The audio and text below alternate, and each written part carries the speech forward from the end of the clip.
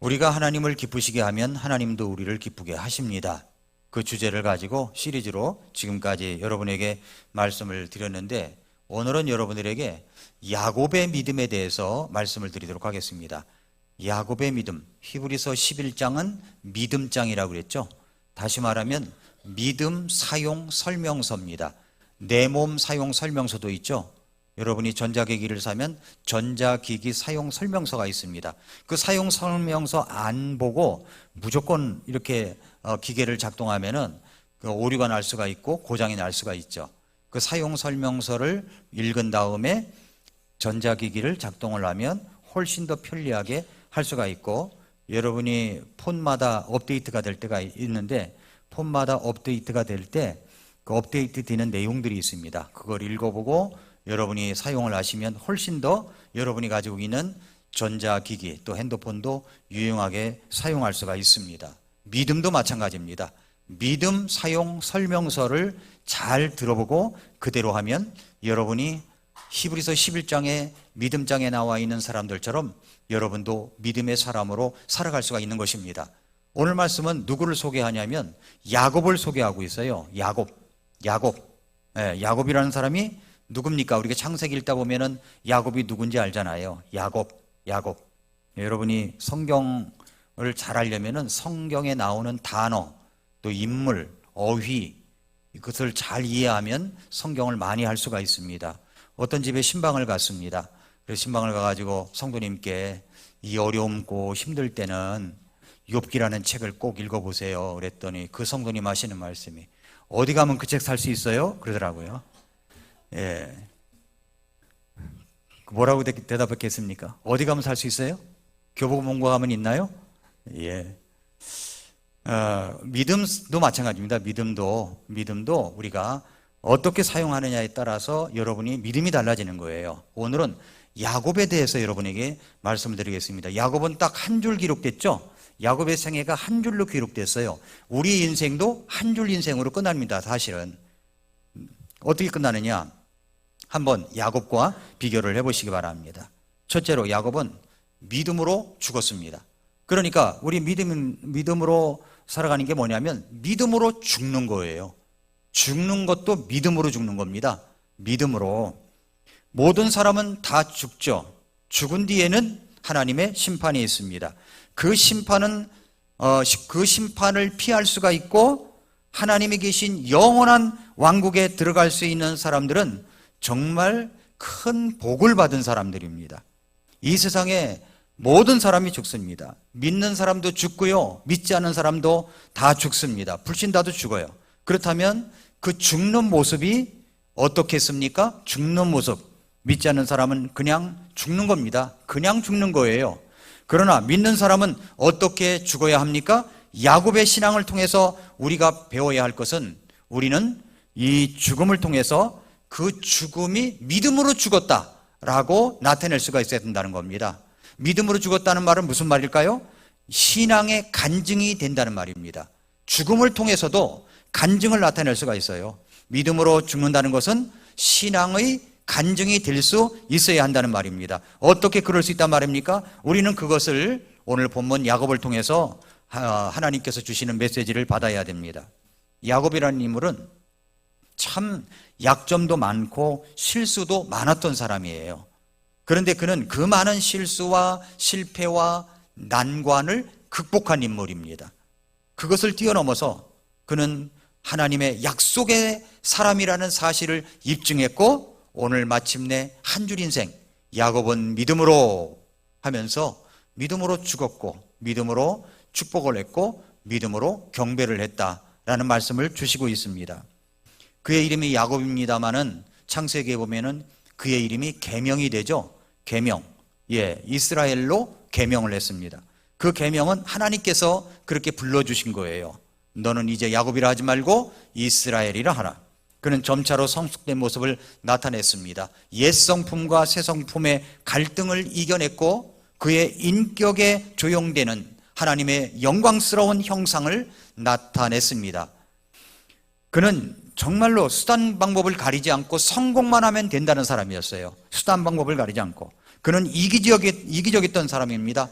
그는 도적질까지 했던 사람이에요. 투기도 있었습니다. 질투도 있었습니다. 그는 두려움도 많았던 사람입니다. 나이 들수록 말이죠, 사람의 성품이 좋아지는 사람이 있는가 하면 나이 들수록 추해지는 사람이 있어요. 아주 이상하게 추해지는 사람이 있습니다. 그런데 그런 모든 육신의 찌꺼기는 녹아버리고 늙어갈수록 거룩한 삶을 영위하다가 그 믿음으로 죽어간 야곱의 삶을 보면은 확실히 이 드라마틱한 감동이 있습니다. 저는 야곱의 말년의 모습을 보면은 아주 무척 감동이 있어요. 히브리서 11장 21절에 믿음으로 야곱은 죽을 때에 요셉의 아들들을 둘 다 축복하고 자기 지팡이 머리에 의지하여 경배했다라고 했습니다. 야곱은 믿음으로 죽었습니다. 믿음으로 살기도 사실 쉽지 않습니다. 그런데 믿음으로 죽는다는 것은 그것도 그리 쉬운 일이 아닙니다. 그러나 이 두 가지는 분리되어서 생각할 수가 있는 게 아니에요. 이건 합해져 있습니다. 믿음으로 살면 믿음으로 죽을 수가 있습니다. 이것은 우리가 오늘 본문에 나타난 히브리서 11장에 언급되는 모든 믿음의 사람들이 다 그렇게 믿음으로 살다가 믿음으로 죽은 사람들입니다.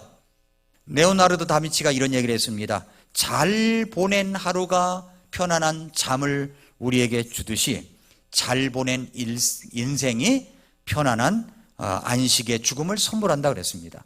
잘 보낸 일생이 편안한 안식과 죽음을 선물한다라고 했어요. 히브리서에서는 이 사람들이 다 믿음으로 죽었다고 히브리서 11장 13절에 말씀하고 있습니다. 그렇다고 이분들이 뭐 특별한 존재라는 것이 아닙니다. 이들은 모두 다 똑같이 우리와 육신을 가진 사람들이었어요. 똑같이 죄를 짓고 살아가는 경우도 많습니다. 넘어지기도 했습니다. 좌절하기도 했어요. 그러나 그들은 마침내 모든 것을 극복하고 믿음으로 살았던 사람들입니다. 그리고 그들은 다 믿음으로 죽었습니다. 죽는 순간에도 믿지 못하고 죽는 사람들도 있습니다. 그러나 죽는 순간에 믿음을 갖는 분이 있습니다. 돌아가시기 직전에 믿는 분이 있어요. 그러나 이런 경우는 그렇게 쉬운 일은 아닙니다. 정말 특별한 케이스입니다. 모두 다 죽을 때쯤이면 믿음을 갖겠지 하는 경우도 그리 흔하게 일어나지 않는 사건입니다. 그러므로 우리가 어렸을 때부터 신앙 안에 살아가는 법을 배우게 해야 합니다. 어렸을 때부터 말씀으로 양육이 되면 이 아이들은요, 평생 주님을 떠나지 않는 아이들이 될 수가 있어요. 아이들이 자라가다가 사춘기다 이렇게 하면은 조금 곁길로 갈 수 있어요. 그러나 어렸을 때부터 들었던 말씀이 있기 때문에 다시 돌아오는 거예요. 제자리로 다시 오는 겁니다. 기도하고 기다리면 아이들은 다 제자리를 찾게 되어 있습니다. 우리는 믿음으로 죽어야 됩니다.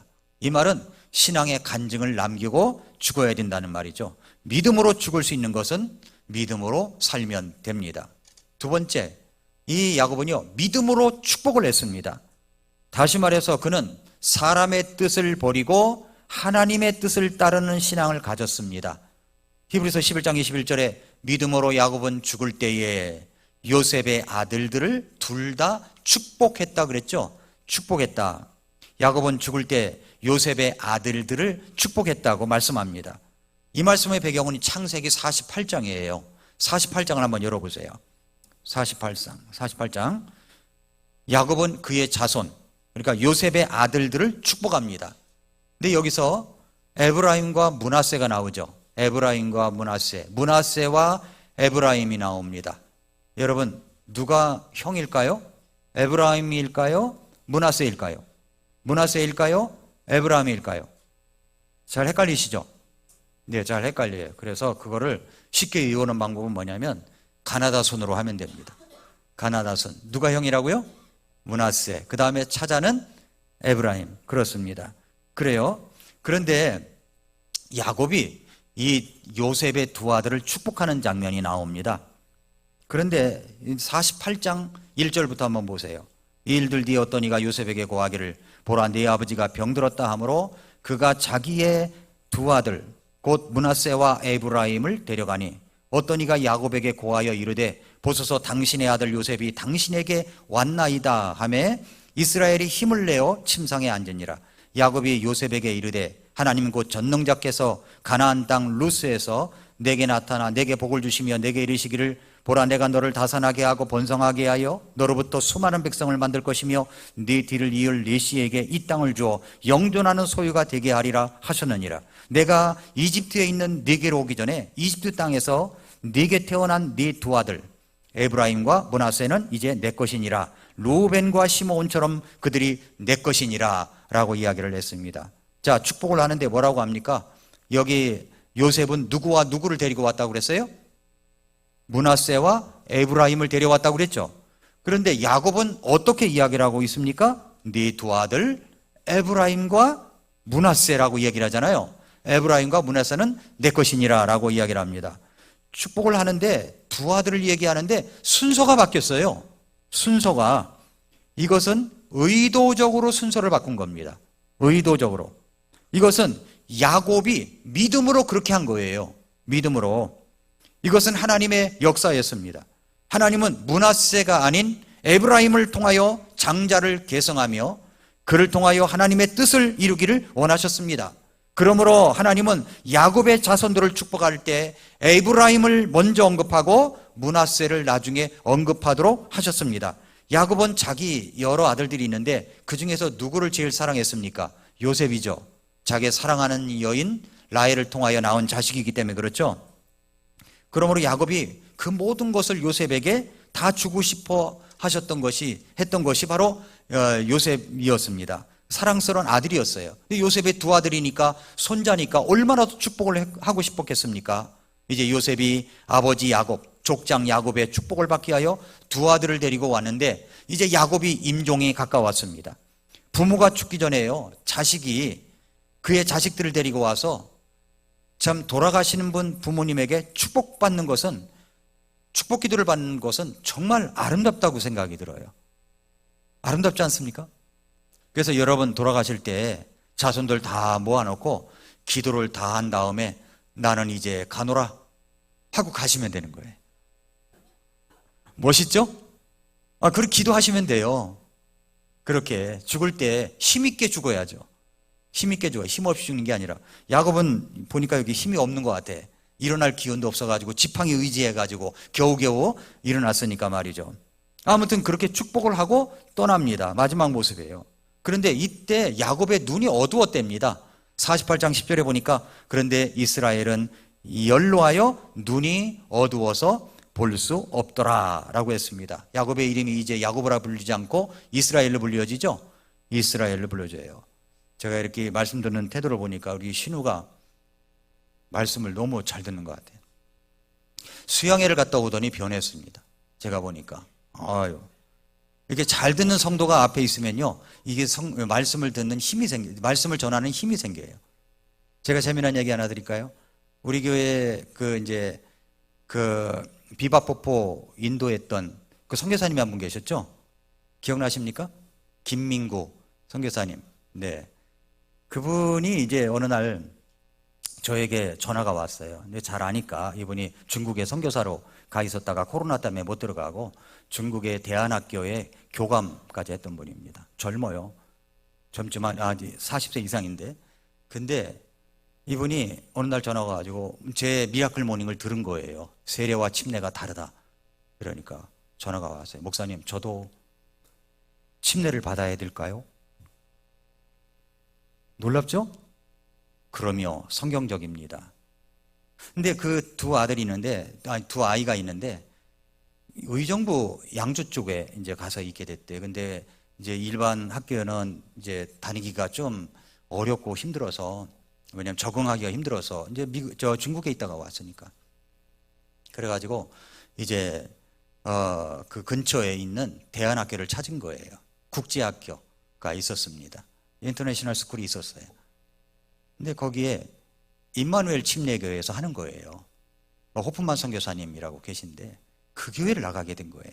근데 그 교회 홈페이지에 교리 내용을 딱 보니까 좀 이상한 것 같대. 그래서 전화가 왔어요. 그래서 제가 말하기를 그곳은 100% 믿어도 됩니다. 네, 미국의 전형적인 근본주의 침례교회로서 한국에 아주 정말로 성경대로 하려고 하는 교회입니다. 근데 그 교회가 어느 정도냐면은 자매님들이 치마를 안 입고는 못 베기는 교회예요. 우리 교회는 가끔 이제 스봉을 입고도 오잖아요. 그래도 목사님이 뭐 붙잡고서 뭐라고 하진 않잖아요. 그죠? 예, 그러니까 은근히 이렇게 돌려치기를 하더라도. 예, 근데 아무튼 그런 교회예요. 근데 그래 100% 믿어도 된다고 다니는. 그러니까 이 목사님 가서 말씀을 들은 거예요. 그러더니 지난주 금요일 날 미국의 랭캐스터 침례교회 폴체폴 목사님이 그 웨스트 코스트 이제 신학교를 소개하는 그런 모임을 가졌어요. 근데 거기에서 그 호프만 선교사님 사모님이 저를 만나가지고 저가 누군지를 궁금했대요. 만나가지고 독립침례교회 목사님들, 성서침례교회 목사님들이 몇 분이 이제 한 80명이 모인 것 같아요. 그랬는데 와가지고 그 김인구 선교사님 얘기를 하는 거예요. 목사님 지난주일 날 그분이 침례 받았습니다. 깜짝 놀랐어요. 깜짝 놀랐어요. 그러면서 뭐라고 그러냐면은 이런 얘기를 해요. 뭐냐면 설교자가 말씀 전하기에 좋은 태도를 갖고 있다는 거예요. 무슨 말인지 이해가 되세요? 여기 신우처럼 말씀을 들은데 목사님을 잘 쳐다보고 때때로는 메모도 하고 그런다는 거죠. 반응을 잘하는 반응을. 갑자기 신우 보니까 생각이 나가지고 신우는 평생 말씀을 잘 들을 겁니다. 이제 저렇게 네. 이렇게 말씀을 듣는 태도, 이게 좋은 분들이 계세요. 그러니까 신이 나죠. 그러니까 생각이 나서 얘기를 하는데, 아무튼, 이제 무슨 얘기하다가 이게 세 가지고 딴 얘기를 했는데, 요셉이 이제 야곱의 눈이 어두워가지고 아버지가 잘 볼 수 없으니까 두 아들을 그 아버지 앞에 이제 꿀립니다. 꿀리면 유대인들은요, 이스라엘 사람들은 오른쪽에 더 축복을 주는 그런 능력이 있다고 생각을 했어요. 그래서 두 아들을 꿀릴 때 오른쪽에 누가 앉혔겠습니까? 므낫세를 앉히고 왼쪽에 에브라임을 앉힌 거예요. 그래서 이렇게 축복을 할 줄 알았죠. 이렇게 축복을 할 줄 알았는데 두 아들이 꿀로 앉았는데 야곱이 어떻게 하냐면은 이렇게 축복을 한 거예요. 이렇게. 그럼 오른손이 누구에게로 가 있습니까? 에브라임. 왼손은 므낫세. 그러니까 이 요셉이 아버지 이게 제 눈이 잘 안 보이니까 아버지 그게 아닙니다 하면서 손을 들어가지고 위쪽으로 이제 오른쪽으로 옮기려고 하니까 이 야곱이 뭐라고 그러냐면은 얘야 나도 안다 나도 알아 그러면서 뭐라고 그러냐면은 창세기 48장에 그 이야기가 나와요. 48장 17절 보세요. 요셉이 자기 아버지가 오른손을 에브라임의 머리에 얹은 것을 보고는 그것을 기뻐하지 아니하여 자기 아버지의 손을 에브라임의 머리에서 므낫세의 머리로 옮기려고 그것을 들며 자기 아버지에게 이르되 내 아버지여 그리하지 마옵소서 이 아이가 맏아들이니 아버지의 오른손을 그의 머리에 얹으소서 한 겁니다. 그랬더니 19절에 내 아들아 나도 안다. 그도 한 백성이 되고 그도 크게 되겠지만 진실로 그의 동생이 그보다 더 크게 되며 그의 씨가 여러 민족을 이루리라. 이렇게 축복 기도를 했다는 이야기입니다. 의도적으로 그렇게 한 거죠.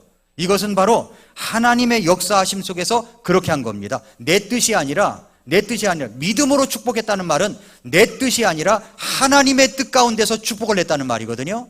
그러니까 그의 인생이 자기 뜻대로 산 것이 아니라 하나님의 뜻 가운데서 하나님의 뜻을 발견하고 살아갔다는 이야기입니다. 믿음으로 야곱은 죽을 때 요셉의 아들들을 둘 다 축복했다는 것이 자기 뜻대로 축복한 게 아니라 일반적인 사람의 뜻이 아니라 하나님의 뜻 가운데에서 두 아들을 축복했다 그 말입니다. 여러분 신앙의 성패는 하나님의 뜻을 분별하고 그 뜻에 여하의 응답함에 달려 있습니다. 내 뜻대로 사는 게 아니에요. 하나님의 뜻대로 살아야 된다는 말입니다. 이 말은 예수님께서도 겟세마네 동산에서 기도하실 때 처음에 뭐라고 그러셨어요? 첫 번에 할 수만 있다면 이 잔을 내게서 옮겨달라고 기도하셨죠. 그런데 두 번째 나가셔서는 뭐라고 그러냐면은 내 뜻대로 마옵시고 아버지의 뜻대로 해달라고 했습니다. 아버지의 뜻이 중요한 거예요. 아버지의 뜻.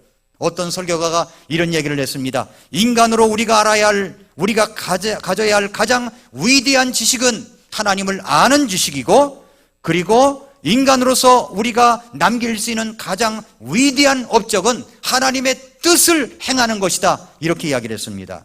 우리는 세상에서 알아야 할 것도 많고 해야 할 것도 참 많죠. 그러나 알아가야 할 것 중에 가장 우선시 돼야 될 것은 뭐냐면 하나님의 뜻을 아는 겁니다.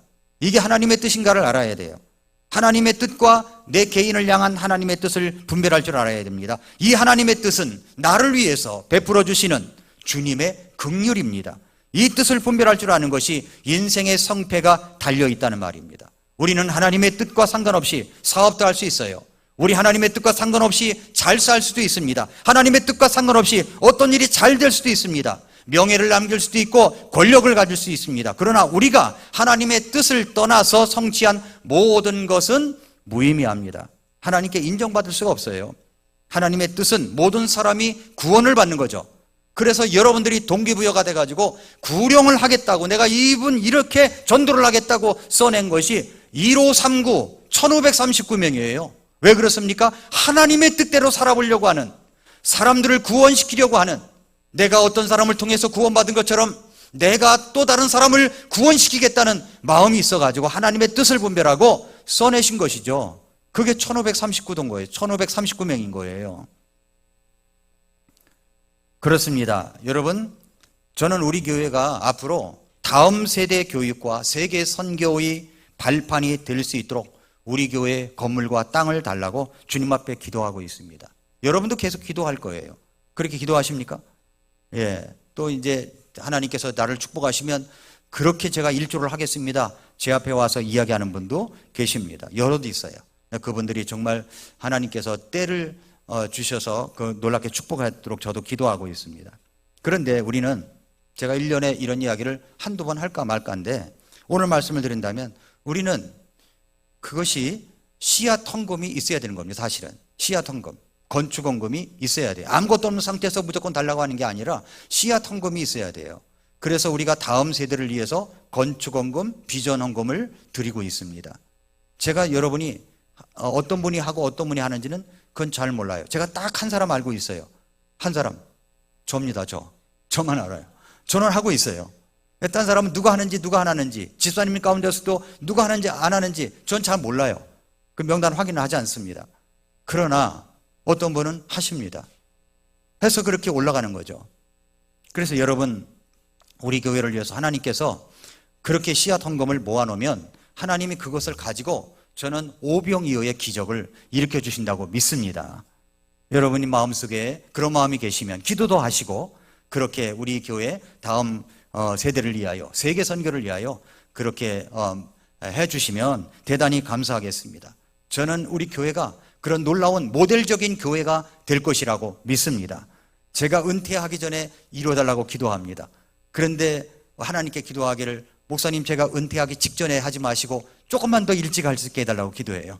왜냐하면 조금만 좀 더 누리고 조금만 더 그런 모습을 보고 갈 수 있도록 해달라고 기도하고 있습니다. 여러분, 우리가 주님 앞에서 주님의 뜻을 분별하고 행한 일만이 영원히 남는 것입니다. 그 일만이 마지막 심판 때인 그리스도의 심판 속에서 인정받을 수가 있습니다. 우리는 꼭 기억해야 돼요. 하나님 앞에서 가장 위대한 지식은 하나님의 뜻을 아는 지식이고 가장 위대한 업적은 하나님의 뜻을 행하는 것입니다. 이럴 때 정말 하나님께서 우리를 더 축복하시고 우리가 하나님을 기쁘시게 하면 하나님도 우리를 기쁘게 해주실 줄 믿습니다. 여러분이 이 세상을 떠날 때 여러분의 자녀들에게 어떤 말을 남기고 싶습니까? 이리 오너라 하면서 이제 축복을 하고 가야 되는데, 내 아들아 딸아, 내 아빠 엄마 소원이 있어. 이것을 꼭 이루어다오. 그리고 말이야, 내 원수를 갚아다오. 이러면서 세상 떠나겠습니까? 예? 아니잖아요. 어떻게 해야 됩니까? 너희 생애를 통해서 하나님의 뜻을 이루는 생애가 되거라. 너와 후손들에게 하나님의 축복이 가득하기를 마지막으로 기도한다. 있잖아, 내 통장에 있는 돈, 그거에 너희들 눈독 들이지 말고 얼마는 개척교회 위해서 드리고, 얼마는 선교헌금으로 드리고, 얼마는 교회 건축헌금으로 드리거라. 그리고서 떠나신다면 멋지겠죠? 제가 지금까지 여러분들이 어떤지는 잘 모르겠지만 제가 알고 있는 가운데는 권미경 자매님 어머니가 그러셨다고 그래요. 정말 권미경 자매 어머니 지금도 눈에 선합니다. 얼마나 자태가 고우시고 예쁘시고 아름다우신지 몰라요. 신앙도 참 좋으신 분 같아요. 너무 참 그런 이야기를 들을 때는 아주 가슴이 뭉클뭉클합니다. 신앙의 유산을 남겨놓으셨구나라고 이제 생각이 듭니다. 여러분, 우리들의 자녀들에게도 하나님의 뜻이 이루어지는 자식들이 되게 해야 합니다. 자녀의 주인은 부모가 아니에요. 하나님께서 그 자녀들을 부모에게 잠시 맡겼을 따름입니다. 그런 의미에서 자녀는 하나님의 선물이요, 우리는 부모는 청직입니다. 그러므로 하나님의 뜻을 알고 하나님의 뜻에 순종하도록 길러야 됩니다. 길러야 돼요. 여러분, 자식이 삐뚤어져 나가가지고 부모가 높은 관직에 있다가 하루아침에 내려오는 것, 어제 오늘 뉴스에 다 보잖아요. 어떤 사람은 자녀의 길을 갖다가 아무 시험도 거치지 않고 탄탄대로로 이제 걷게 하기 위해서 부정을 저지르고 그러다가 감옥에 가 있는 사람도 보잖아요. 그게 아닙니다. 하나님의 뜻 가운데서, 정말 말씀 가운데서 우리 아이들이 키워나갈 수 있도록, 격화갈 수 있도록 그렇게 해주면 이 아이들이 말씀 앞에 사는 사람이 존재가 되는 거예요. 그러면 든든한 겁니다. 어떻게, 혹시 아이가 좀 삐뚤어져 갈 수도 있겠죠. 자라나다 보면은. 그러면 그 가운데서도 아이들이 말씀을 기억하고 다시 돌아오는 겁니다. 기도하고 기다리면 다시 돌아와요. 예. 그러므로 여러분, 우리가 하나님께서 자녀에게 주신 개성, 은사를 개발하도록 옆에서 도와주면서 하나님의 영광스러운 뜻 앞에 복종하는 그런 성도가 되어갈 수 있도록 우리는 자녀들을 양육해야 된다고 믿습니다.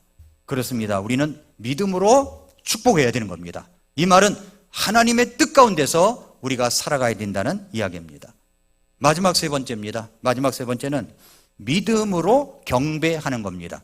믿음으로 경배하는 거예요. 11장 21절에 믿음으로 야곱은 죽을 때 요셉의 아들들을 둘 다 축복하고 자기 지팡이 머리에 의지하여 경배했다. 자기 지팡이 머리에 의지해가지고 주님을 경배했습니다.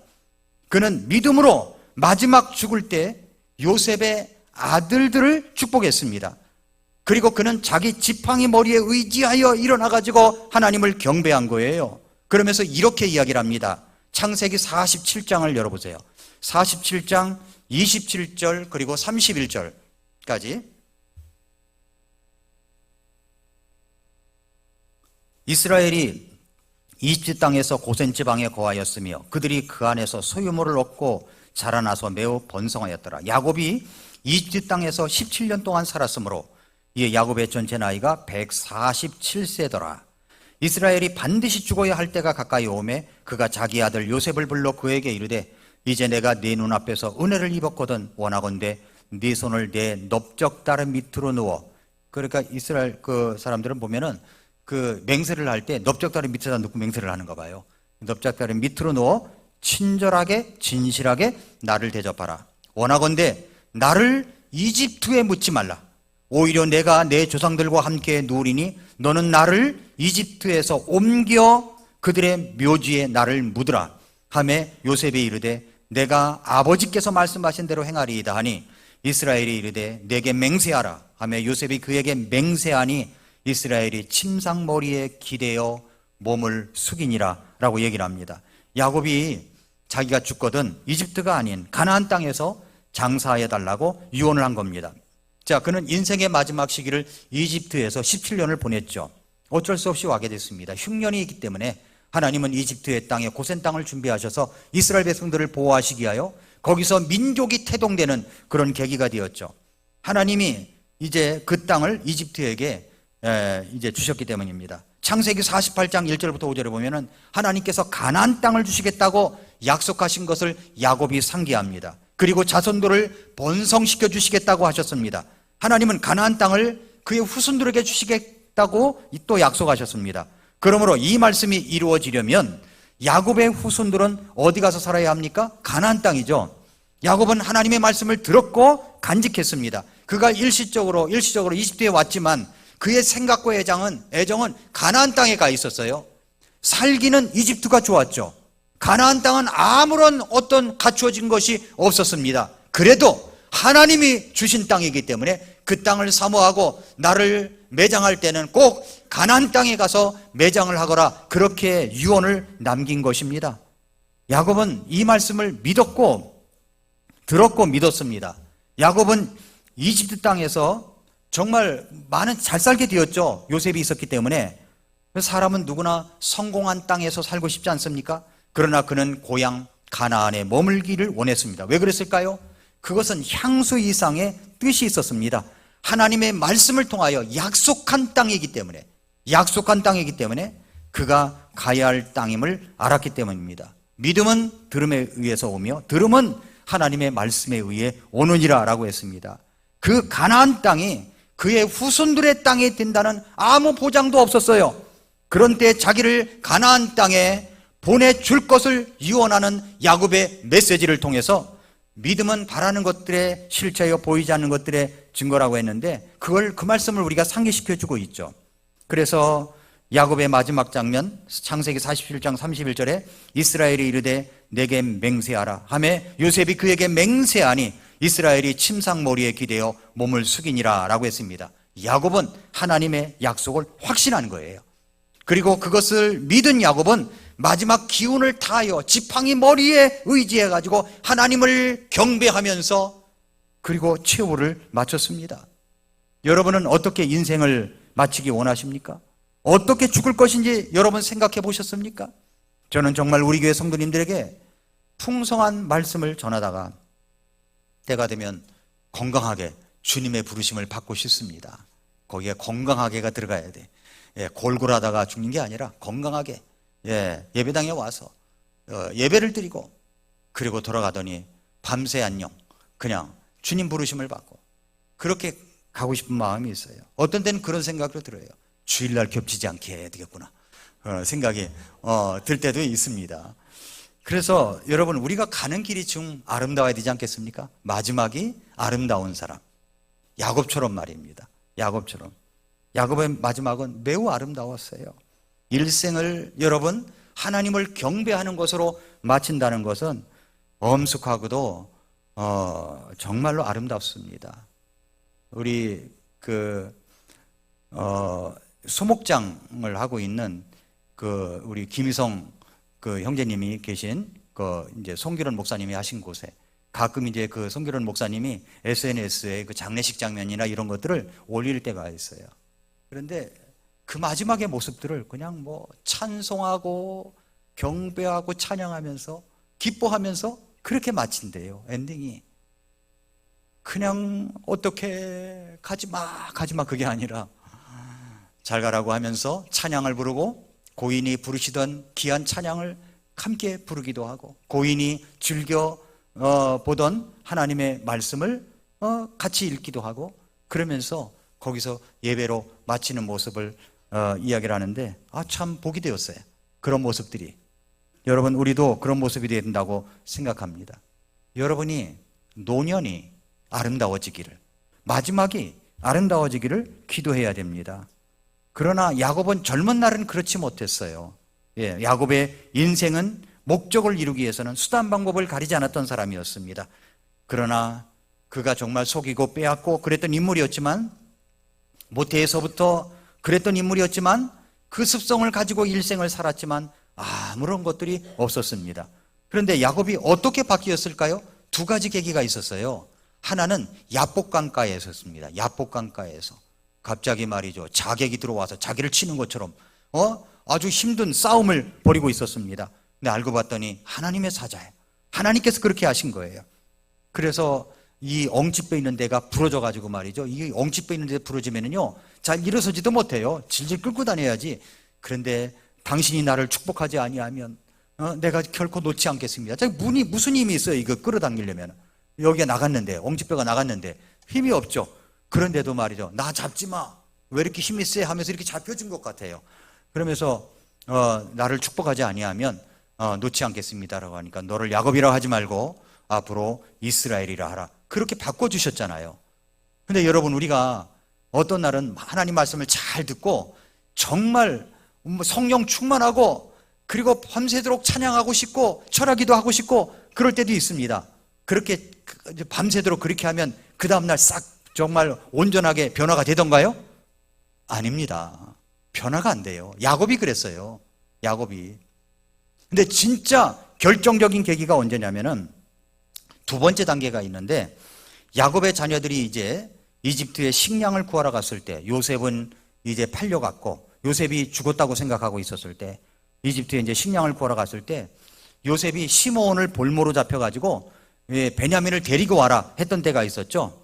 근데 돌아와서 이제 아버지 야곱에게 그 이야기를 합니다. 아버지 가슴에는 사랑하는 아들 요셉을 잃었던 아픔이 있었습니다.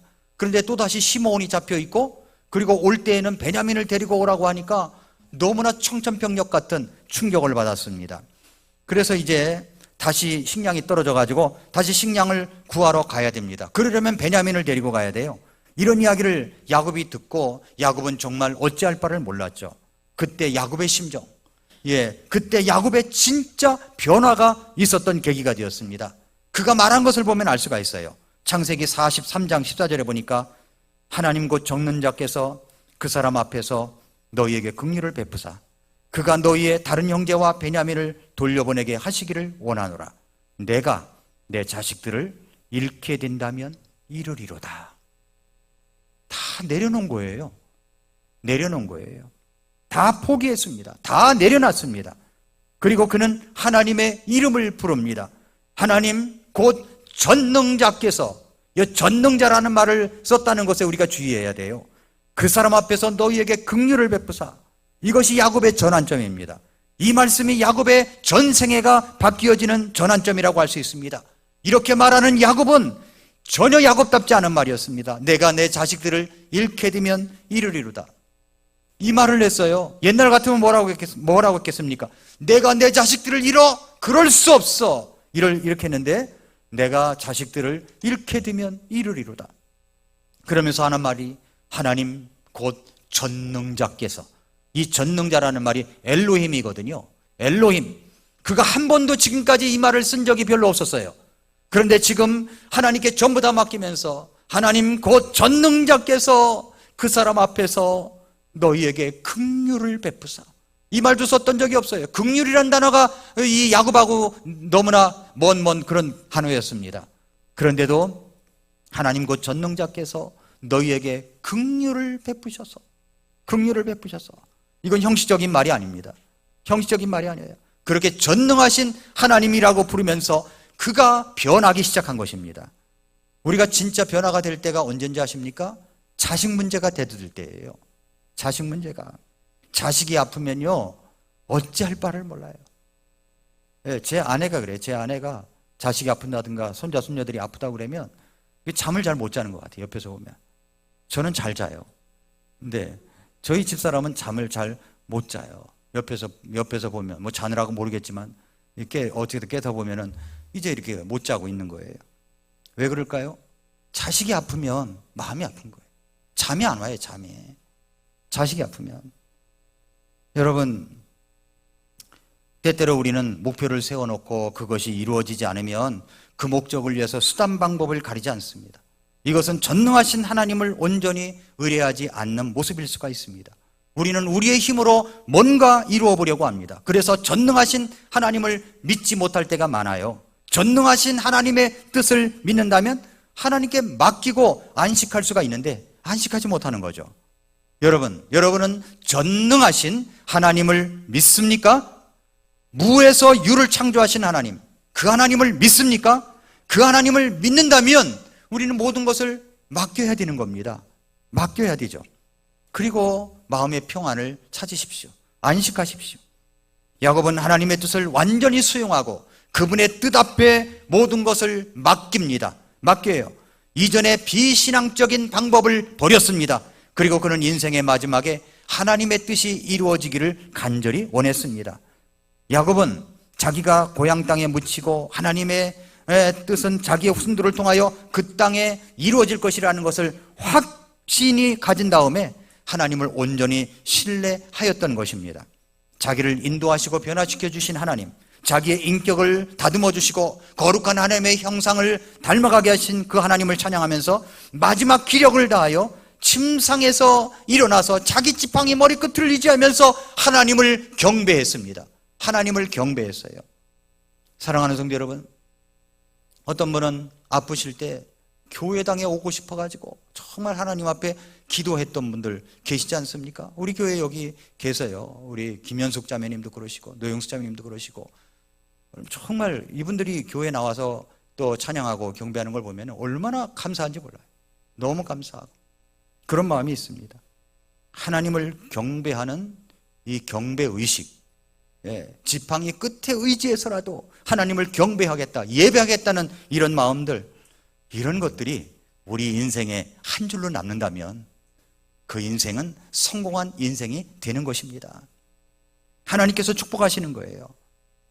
때때로 우리는 야곱처럼 쓰러질 수가 있고 좌절할 수 있습니다. 그러나 우리는 다시 믿음으로 일어서야 합니다. 야곱이 말년에 그 모든 모습들이 아름다운 것처럼, 석양이 아름다웠던 것처럼 우리도 지금부터 주님이 우리를 부르실 그날까지 아름다운 인생이 되어야 된다고 믿습니다. 고린도후서 5장 8, 9절에 뭐라고 그러냐면은, 내가 말하노니 우리는 확신에 차 있으며 오히려 몸을 떠나 주와 함께 있기를 원하노라. 내가 여기서 떠나가지고 주님과 함께 있기를 더 좋아한다는 겁니다. 원한다는 거죠. 그러면서 고린도후서 5장 9절에 말하기를, 그러므로 우리는 함께 있든지 떨어져 있든지 그분께서 받아주시는 자가 되려고 수고한다 그랬습니다.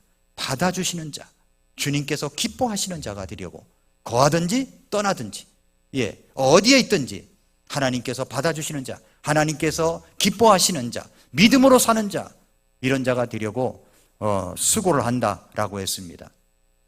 이런 마지막 인생의 노년의 모습이 저와 여러분들의 모습이 되어야 된다고 믿습니다. 살아갈수록 아름다운 사람들, 젊어서는 저럴 수 있어요. 과정이겠죠. 그러나 점점 더 아름다운 모습들, 이런 모습들이 우리 성도 여러분들의 신앙, 가정들의 신앙이 될 수 있기를 축복합니다. 기도하겠습니다. 조용히 머릿속에서 기도할 때 우리 자신을 돌아봅시다. 내 믿음을 한 줄로 이야기한다면 어떻게 기록될까요? 지금 어떻게 기록이 될까요? 여러분의 믿음, 한 줄의 믿음, 주님께서 인정하시는, 받아주시는 그런 믿음이 되기 위하여 이 시간 야곱을 통해서 우리에게 주시는 메시지, 내 마음에 부딪힌 말씀들이 있을 것입니다. 하나님, 제 인생 마지막이 아름답기를 원합니다. 믿음으로 살아갈 수 있기를 원합니다. 하나님, 제 인생 축복해 주세요. 도와주세요. 주님 의지하고 믿음으로 죽기를 원합니다. 믿음으로 축복하기를 원합니다. 하나님의 뜻을 구별해서 그렇게 살기를 원합니다. 그리고 믿음으로 우리가 마지막 인생의 모습 속에서 믿음으로 경배하는, 예배하는 그런 예배자가 되기를 원합니다. 주님, 제 인생을 축복해 주시옵소서. 우리 자신을 위한 기도를 이 시간 주님 앞에 드리도록 하겠습니다. 같이 기도하겠습니다.